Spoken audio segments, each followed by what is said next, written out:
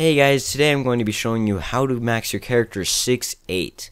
So before starting this guide, you need some basic knowledge of this game, like what the dungeons are, how to do them, and how to play the game itself. In order to get 6-8, you need to find a method that works best for you on how to get your pots. So I've compiled a list of 4 methods that I have found that are most common and that most people will find suitable to their needs. The first method is the most common, but the most risky method. It's called the Npe method. So, the requirements of this method are that you need your main character. How to do this method is you need to farm dungeons and goblins and drink all the pots that you get. So if you get a pot on the floor, you need to drink it, or if you have a pot, you put it in your inventory, drink it, whatever. So the pros of this method is that it is the fastest way to max if you can stay alive. The cons of this method are if you die on your character, you lose all your investment and pots that you just farmed. The second method is the method that I recommend.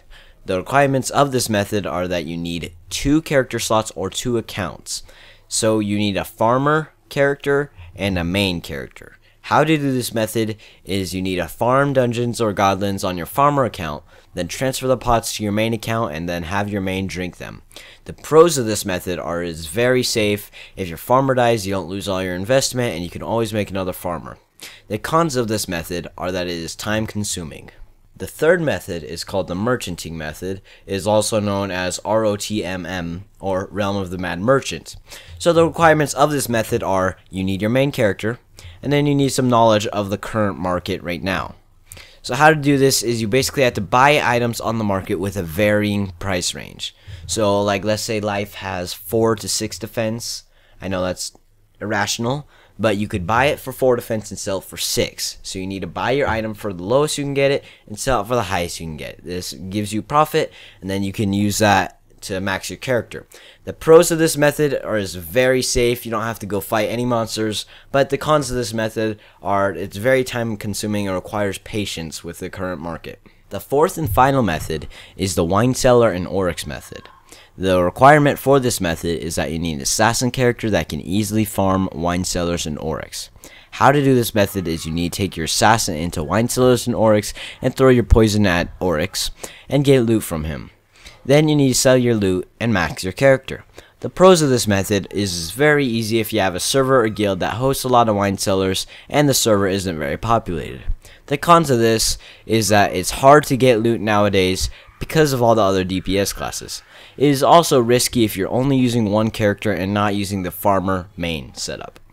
Once you've found a method on how to get your stat pots, you need to figure out which order you're going to get them in. The order of stats that I recommend are defense then speed. These stats affect your survivability. Then dexterity and attack. These pots affect your damage and DPS. Then wisdom and vitality. Once you've figured out your method and the order of what you're going to max them in, you need to figure out how to acquire your stat pots. Defense is usually acquired either through the Abyss of Demons, Goblins, or most people save up other pots and buy defense. Speed is usually acquired in snake pits and goblins. Next is dexterity. This is usually farmed in sprite worlds. After dexterity is attack. Attack can be found in Manor of Immortals, Puppet Theater, and goblins. This stat is usually bought with other stat pots on the market.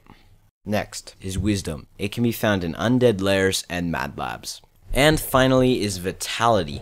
Vitality can be found in the Abyss of Demons or in events such as the Skull Shrine and the Cube God. Once you have found the method that best suits you, your order of maxing, and the sources of each stat pot, you are set to max your character 6-8. I hope you guys enjoyed this video. If you did, hit that like button and subscribe for more game related things. I post videos every Monday, Wednesday, and Friday. Also, I'm very open to feedback and suggestions, so please comment in the comments below your thoughts on this video and some other games that you'd like me to play.